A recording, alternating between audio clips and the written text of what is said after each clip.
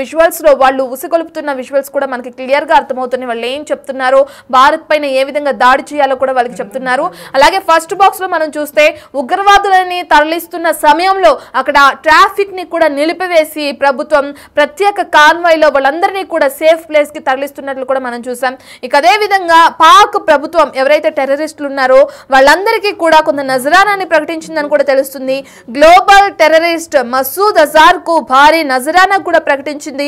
సుమారు 14 కోట్ల వరకు కూడా పాక్ సర్కార్ ఈ నజరానాన్ని ప్రకటించడం కూడా జరిగిందనే వార్తలు కూడా తెరపైకి వస్తున్నాయి. మరి దీనికి సంబంధించిన డీటెయిల్స్ అందించడానికి మా ప్రతినిధి శివ అందుబాటులో ఉన్నారు.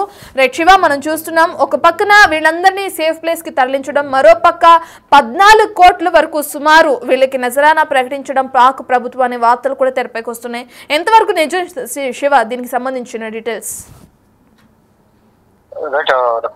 పాక్ సంబంధించిన పాకిస్తాన్ కు సంబంధించి కొంత ప్రచారం జరుగుతోంది. ఏదైతే పాక్ టెర్రరిస్టులను సేఫ్ ప్లేస్ కి తరలించారనేది ప్రధానంగా తెలుస్తుంది. పాక్ ప్రభుత్వం టెర్రరిస్టులను సేఫ్ ప్లేస్ తరలించారు. లష్కర్ తోయిబా, జైషే ఈ మహమ్మద్ కు చెందిన టెర్రరిస్టులు వారికి పాకిస్తాన్ ప్రభుత్వం భారీగా భద్రత కల్పించినట్టు కూడా తెలుస్తుంది. ఇక ట్రాఫిక్ ని నిలిపివేసి మరి ఆ టెర్రరిస్టుల తరలింపు జరిగింది అనేది కూడా ప్రచారం జరుగుతుంది. అన్ని ఉగ్రవాద కేంద్రాల నుంచి వారందరినీ కూడా, అంటే భారత్ ఎప్పటి నుంచి ఎటువైపు నుంచి దాడి చేస్తుందన్న భయంతోనే వారందరూ కూడా సేఫ్ ప్లేస్లకు టెర్రరిస్టులను షిఫ్ట్ చేసినట్టు తెలుస్తుంది. ఏదైతే ఉగ్రవాద స్థావరాలు మొత్తం 21 ఉగ్రవాద స్థావరాలను గుర్తించామో వాటన్నిటి కూడా భూస్థాపితం చేస్తామని భారత్ తెలిపిన నేపథ్యంలో ఇప్పటికే 9 ఉగ్రవాద స్థావరాలను నేలబట్టం చేసింది భారత్. దానిలో భాగంగా మిగిలిన 12 ఉగ్రవాద స్థావరాలపై ఎప్పుడు దాడి చేస్తుందా అనే భయంతోనే వారందరినీ కూడా సేఫ్ ప్లేసెస్ కు తరలించినట్టు తెలుస్తుంది. ప్రత్యేక కాన్వాయ్ లో టెర్రరిస్టులను తరలించినట్టు తెలుస్తుంది. ఇప్పటికే టెర్రరిస్ట్ స్థావరాలను భారత్ ధ్వంసం చేసింది. భారత్ దాడిలో 100 మంది టెర్రరిస్టులు హతమైనట్లు కూడా తెలుస్తుంది.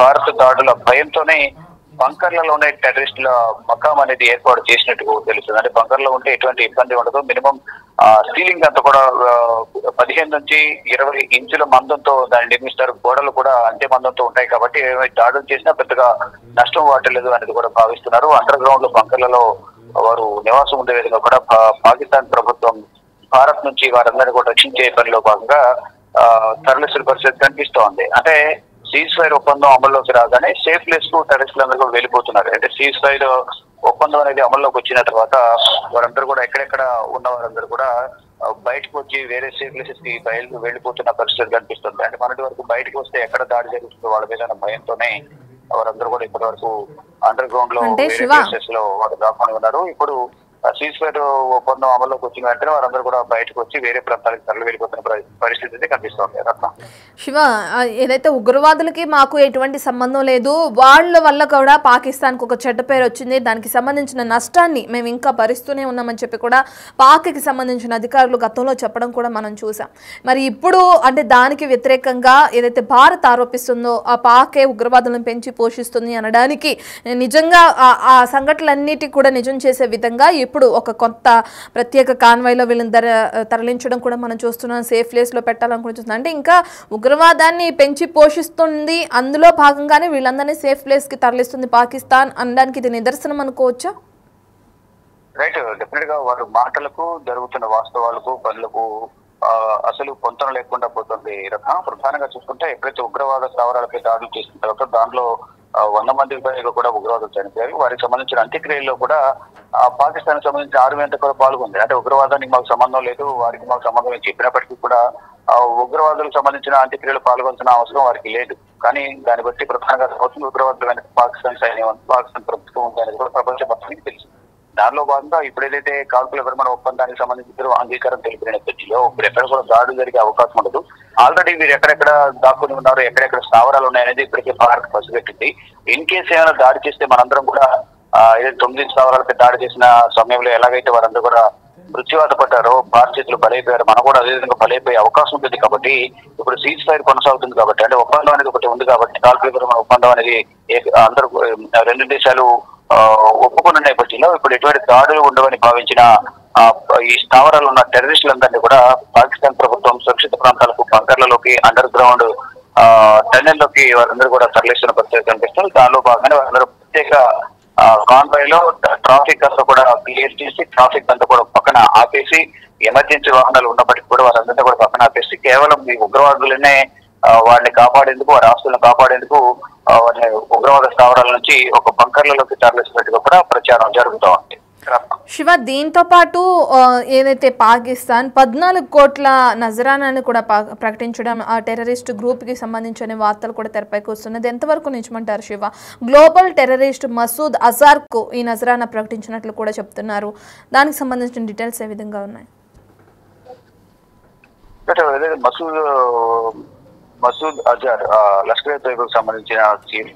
అతనికి సంబంధించి ఏదైతే 14 కోట్ల నజరానా అనేది కొంత ప్రకటిస్తూ ఉన్నారు. మరి అది ఎంతవరకు వాస్తవం అనేది కూడా అధికారికంగా తెలియాల్సింది. ఇంతకుముందు చెప్పినట్లుగా పాకిస్తాన్ చేసే పనులకు, ఆ చెప్పే మాటలకు అసలు పొంతన ఉండే పరిస్థితి కనిపిస్తోంది. ఏదైతే గతంలో అసలు ఉగ్రవాదమే లేదు మా దగ్గర, ఉగ్రవాదులకు మాకు సంబంధం లేదని చెప్పడం, తర్వాత అంత్యక్రియలు పాల్గొనడం, మళ్ళీ ఇప్పుడు ఉగ్రవాదులు దగ్గర నుండి వేరే ప్రాంతాలు ప్రయాణించడం, ఇదంతా చూస్తే కనుక జస్ట్ ప్రపంచాన్ని నమ్మించేందుకు మాత్రమే ఇటువంటి ప్రకటనలు చేస్తుందనేది కూడా కొంతమంది అభిప్రాయం వ్యక్తం చేస్తున్నారు.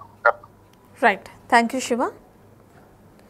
రైట్, ఇక మనం చూస్తున్నాం ఇంతకుముందు భారత్ ఉగ్రవాద స్థావరాలే టార్గెట్గా ఏదైతే దాడి చేసిందో దానికి సంబంధించి అనేక మంది చనిపోవడం కూడా మనకు తెలిసిన విషయమే. ఉగ్రవాదులు ఇక వాళ్ళు చనిపోయినప్పుడు వాళ్ళ అంత్యక్రియల్లో భాగంగా వాళ్ళకి సంబంధించి పాకిస్తాన్ ఫ్లాగ్స్ని కప్పడం కానీ, పాకిస్తాన్ ఆర్మీ అంతా కూడా వెళ్ళి సెల్యూట్ చేస్తూ కూడా అంత్యక్రియల్లో పాల్గొన్న ఘటనలు తెరపైకి రావడం కూడా మనం చూసాం. ఇప్పుడు అక్కడ మిగిలిన టెర్రరిస్టులందరినీ కూడా కాన్వాయ్లో ఏ విధంగా అయితే ట్రాఫిక్ని కూడా వాళ్ళందరినీ కూడా సేఫ్ ప్లేస్ కి, బంకర్లోకి తీసుకువెళ్తున్న ఘటన తెరపైకి వచ్చింది. దానికి సంబంధించిన విజువల్స్ మనం బిగ్ టీవీ స్క్రీన్ పైన చూస్తున్నాం. అయితే ఎక్కడికక్కడ ఉగ్రవాదంకి మాకు ఎటువంటి సంబంధం లేదు, అనేక దేశాలు ఆరోపిస్తున్నాయి, అందులో భారత్ మరుముఖ్యంగా ఆరోపిస్తుంది మేము ఉగ్రవాదాన్ని పెంచి పోషిస్తున్నాం అని చెప్పి. దానికి మాకు ఎటువంటి సంబంధము లేదు, ఉగ్రవాదం వల్ల, ఉగ్రవాదుల వల్ల కూడా మేము ఎంతో నష్టపోయాం, వాళ్ళ వల్ల మేము ఒక చెడ్డ పేరుని మోస్తున్నాం అని చెప్పి కూడా పాక్ ప్రభుత్వ అధికారులు తెలపడం కూడా మనం చూసాం. ఇప్పుడు దానికి భిన్నంగా ఏదైతే భారత్ ఆరోపిస్తున్నట్లు దానికి నిజాన్ని చేస్తూ కూడా, ఆరోపణల్ని నిజాలను చేస్తూ కూడా ఇప్పుడు పాక్ ప్రభుత్వం టెర్రరిస్టులందరినీ కూడా ఒక సేఫ్ ప్లేస్ కి తరలిస్తున్న ఘటన కూడా తెరపైకి వచ్చింది. దానికి సంబంధించిన విజువల్స్ మనం చూస్తున్నాం స్క్రీన్ పైన. 4 బాక్సెస్ ఉన్నాయి. ఆ 4 బాక్సెస్లో మనకి ఫస్ట్ బాక్స్లో క్లియర్గా అర్థమవుతుంది ట్రాఫిక్ని, పాకిస్తాన్లోని ట్రాఫిక్ని ఆపేసి రోడ్లపైన కాన్వాయ్స్ని ఏర్పాటు చేసి ప్రత్యేక కాన్వాయ్ల్లో మిగిలిన ఉగ్రవాదులందరినీ కూడా తరలిస్తుంది పాక్ ప్రభుత్వం. సెకండ్ ఉన్న దానిలో కూడా ఆయన ఒక ఉగ్రవాద సంస్థకి లీడర్గా కూడా మనకు తెలుస్తుంది. ఇక 3rd, 4th బాక్సెస్లో కూడా క్లియర్గా అర్థమవుతుంది వాళ్ళని ఏ విధంగా అయితే ఇది చేస్తున్నారు అక్కడ ఉన్న పాక్ ప్రభుత్వం. ఇక అదే విధంగా మరో వార్త కూడా తెరపైకి వస్తుంది. 14 కోట్ల నజరానీ అని గ్లోబల్ టెర్రరిస్ట్ మసూద్ అజార్కు కూడా పాక్ ప్రభుత్వం ప్రకటించినట్లు కూడా వార్తలు తెరపైకి వస్తున్నాయి. మరి ఇది ఎంతవరకు నిజమనేది కూడా తెలియాల్సింది.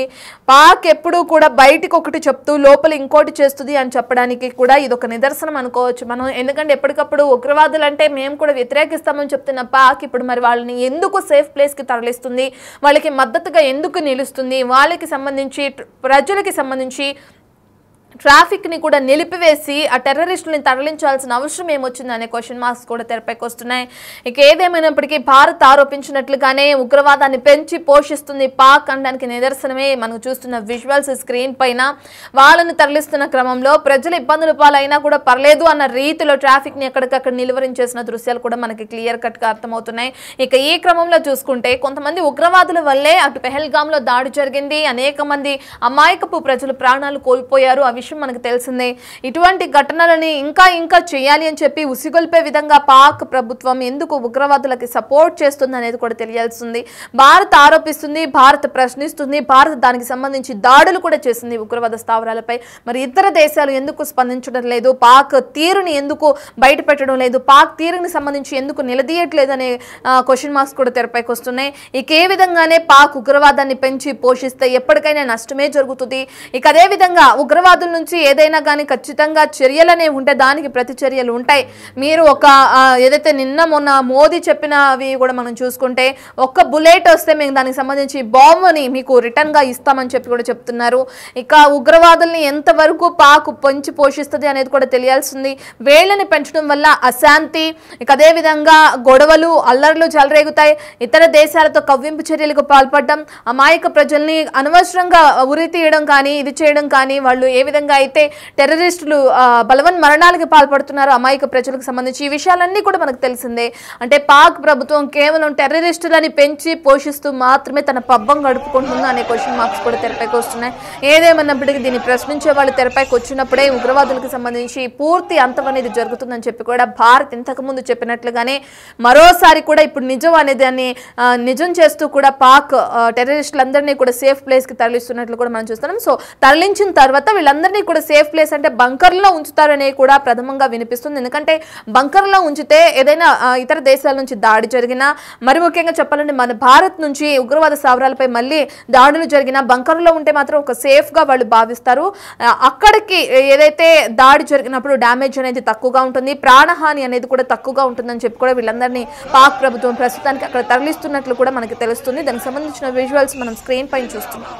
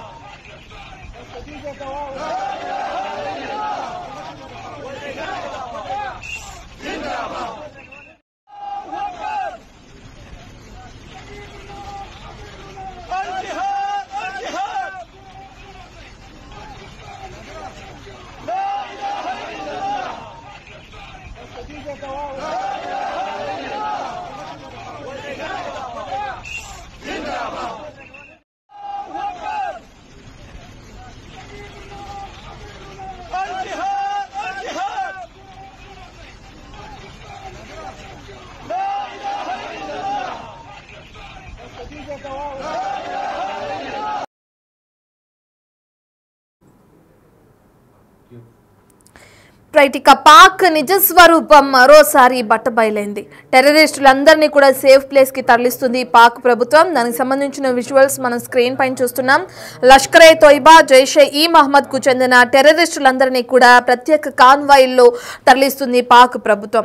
టెర్రరిస్టులకు భారీ భద్రత కల్పించిన విజువల్స్ కూడా మనకి క్లియర్ గా అర్థమవుతుంది. పాక్ లోని ట్రాఫిక్ ని నిలిపివేసి మరి టెర్రరిస్టులందరినీ కూడా తరలిస్తుంది. అన్ని ఉగ్రవాద కేంద్రాల నుంచి సేఫ్ ప్లేస్ కి వీళ్ళని షిఫ్ట్ చేస్తున్నట్లు కూడా మనకు తెలుస్తుంది. నేను ఇంతకు ముందు చెప్పినట్లుగానే స్క్రీన్ మీద మనకు క్లియర్ గా కనిపిస్తుంది. ప్రత్యేక కాన్వాయిలను ఏర్పాటు చేశారు. పోలీస్ బలగాలు కూడా వాళ్ళతో పాటు ఉన్నారు. ఎక్కడికక్కడ వాళ్ళకి ఎటువంటి హాని జరగకుండా భారీ భద్రత నడుమ వాళ్ళందరినీ కూడా సేఫ్ ప్లేస్ కి తరలిస్తున్నారు. ఇప్పటికే టెర్రరిస్ట్ స్థావరాలను భారత్ ధ్వంసం చేసిన విషయం మనకు తెలిసిందే. 9 ఉగ్రవాద స్థావరాలే ధ్యేయంగా ప్రతి ఒక్కదానిపైన దాడి చేసి 100కు పైగా ఉగ్రవాదులని హతం చేసింది భారత ప్రభుత్వం. ఇకైతే భారత దాడుల్లో వందలాది మంది టెర్రరిస్టులు హతమవడంతో ఒక్కసారిగా టెర్రరిస్టుల్లో భయం పట్టుకుందని కూడా మనం చెప్పుకోవచ్చు. ఈ భయంతోనే భారత దాడుల భయాన్ని తట్టుకోలేక బంకర్లలో తలదాచుకున్నాని కూడా టెర్రరిస్టులందరూ మకాం వేయడానికి ప్రయత్నిస్తున్నారు. సీజ్ ఫైర్ ఒప్పందం అమల్లోకి రాగానే సేఫ్ ప్లేస్ కి వీళ్ళందరూ తరలి వెళ్ళిపోతున్నట్లు కూడా తెలుస్తుంది. అయితే వీళ్ళు వెళ్ళిపోతున్న క్రమంలో పాక్ ప్రభుత్వం వీళ్ళకి భద్రత కల్పిస్తుంది. ఎక్కడికక్కడ సేఫ్గా వాళ్ళని ఎటువంటి అపాయం కలగకుండా, వాళ్ళకి ఎటువంటి హాని కలగకుండా భద్రతా బలగాలు వాళ్ళకి తోడుగా ఉండి ప్రత్యేక కాన్వాయ్లో వాళ్ళని సేఫ్ ప్లేస్కి తీసుకువెళ్తున్న విజువల్స్ కూడా మనం స్క్రీన్ పైన చూస్తున్నాం. పాక్ ప్రభుత్వం అటు ఎవరైతే టెర్రరిస్టులు ఉగ్రవాదులు ఉన్నారో వాళ్ళని పెంచి పోషిస్తుంది అనడానికి ఇది ఒక నిదర్శనం అని కూడా మనం చెప్పుకోవచ్చు. పాక్లో ఇప్పటికే ఈ టెర్రరిస్టులకి సంబంధించి కూడా ప్రజలందరూ కూడా వ్యతిరేకత చూపిస్తున్నారు. భారత్తో యుద్ధం వద్దని చెప్పి ఇంతకుముందు చెప్పినట్లుగానే టెర్రరిస్టులకు సంబంధించి కూడా వాళ్ళు వ్యతిరేకత చూపించడం కూడా మనం చూసిన విషయమే. అయితే ఇప్పుడు ఆ ప్రజల్ని కూడా ఇబ్బందులకు గురి చేస్తూ అక్కడున్న ట్రాఫిక్ అంతటిని కూడా నిలిపివేస్తూ ప్రత్యేక కాన్వాయ్లో ఈ టెర్రరిస్టులందరినీ కూడా వేరే మంచి ప్లేస్ కి తరలిస్తుంది, సేఫ్ ప్లేస్ కి తరలిస్తుంది పాక్ ప్రభుత్వం. దానికి సంబంధించిన విజువల్స్ మనం చూస్తున్నాం. అక్కడ పోలీస్ బలగాలు అలాగే ఆర్మీ వాళ్ళు కూడా వాళ్ళకి సాయం చేస్తూ వాళ్ళకి భద్రత కల్పిస్తూ కూడా ప్రత్యేక కాన్వాయ్లో ఈ టెర్రరిస్టులని ఉగ్రవాదులందరినీ కూడా సేఫ్ ప్లేస్ కి తరలిస్తున్నారు. అందులో ప్రధానంగా ఎవరైతే ఇంతకు ముందు మనం చెప్పుకున్నట్లేగానే గ్లోబల్ టెర్రరిస్ట్ కి సంబంధించిన వ్యక్తి మసూద్ అజార్ కూడా ఉన్నట్లు కూడా మనకు తెలుస్తుంది. ఈ మసూద్ అజార్ సంస్థకి సంబంధించి భారీ నజరానా కూడా ప్రకటించింది పాక్ ఆర్మీ. అయితే పాక్ ప్రభుత్వం ఎవరైతే ఉండాలో, పాక్ లో ఎవరైతే ప్రభుత్వం చేయాలో వాళ్ళని ఎన్నుకోవడానికి కానీ దానికి సంబంధించి కానీ పాక్ ఆర్మీదే మొదటి చెయ్యి, ఆర్మీ నిర్ణయాలు మొదటిగా ఉంటాయనే కొన్ని వార్తలు కూడా మనకి తెరపైకి వచ్చిన క్రమంలో ఇప్పుడు పాక్ ఆర్మీ ఏదైతే టెర్రరిస్టులకి మద్దతు తెలుపుతూ వాళ్ళ భద్రతనే ముందుగా చూసుకుంటూ కూడా వాళ్ళకి భద్రత కల్పిస్తూ వాళ్ళని సేఫ్ ప్లేస్కి తరలిస్తున్న ఘటన కూడా మనం చూస్తున్నాం.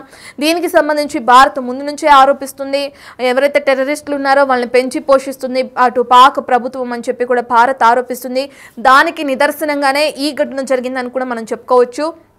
ఇక అదే విధంగా ఇంతకు ముందు చూసుకుంటే టెర్రరిస్టులు చనిపోయినప్పుడు వాళ్ళకి పాక్ ప్రభుత్వం ఏ విధంగా అయితే ఇది చేసిందో వాళ్ళని అంత్యక్రియల్లో భాగంగా వాళ్ళకి సెల్యూట్ చేస్తూ వాళ్ళకి పాక్ సంబంధించిన ఫ్లాగ్ని కప్పి వాళ్ళకి నివాళులు అర్పించిందో పాక్ ఆర్మీ మనందరికీ తెలిసిందే.